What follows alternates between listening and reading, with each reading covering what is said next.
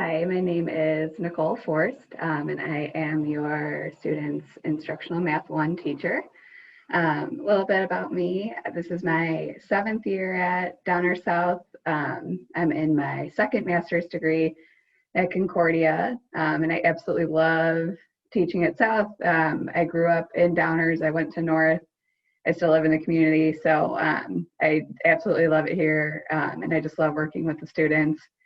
I'm trying to work more in my current master's degree on integrating some technology, and just overall just love working with the kids. This is my 2nd year in this class specifically, and I just really love getting to know your sons and daughters as we go here. So I just want to show you a couple important things for the class. Share my screen here.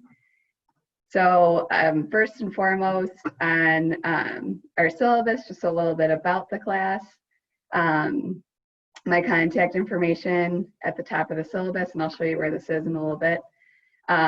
Email is my preferred method of contact, especially because we aren't in school right now, don't have a phone. And then my periods that I'm available. I want to point out the office hours as well. So my office hours are Tuesday, Wednesday, and Thursday from 7 to 8 a.m. So just before school.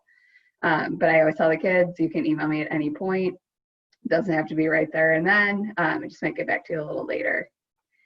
Couple required materials. So they do need a graphing calculator. I am, just because we're in that remote setting, trying to brainstorm some ways that we can make sure that we get that online, because it is a little pricey. But I will tell you that it is something that lasts for a while and they will use in the future. So TI-84, TI-84 Plus. And you can reach out to me for any options as well on the calculator. I have a set of calculators, but they're at school. So if we do end up going back to school, I also have a set that the students can borrow. They just can't take it home, but they can use that in class. And then just going forth a little bit of the grade breakdown. So those assessments for learning, that's your, I'm sure you've heard that phrase at this point, but that's your in-class activities.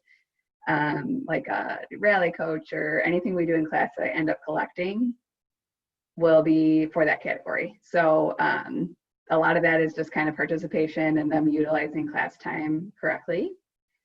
Homework is 20%. I do give homework pretty much every day. I'm sure they've told you about that. I don't, check it every single day, but they do get it. So it's a smaller percentage, but obviously that homework is really important towards your goal of the assessment. So I tell them that that's important. We go over it every day, make sure they have no questions.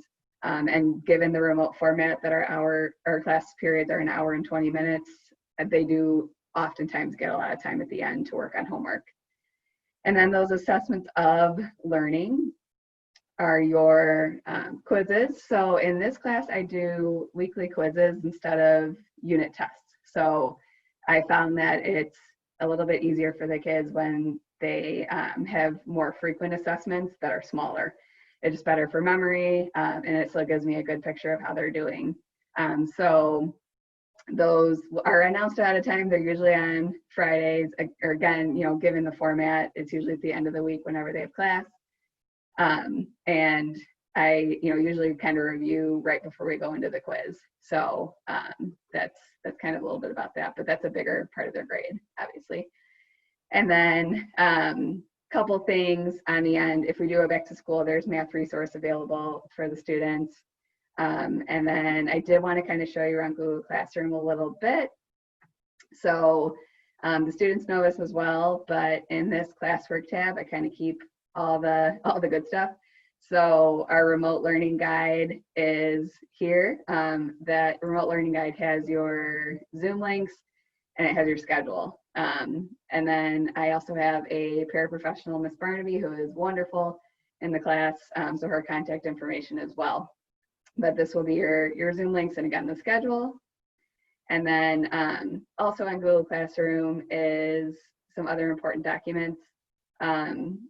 So they can look here to see the syllabus I just went over. And then I really want to talk about this completed daily class notes, because I find sometimes I have to often remind the students that this is here.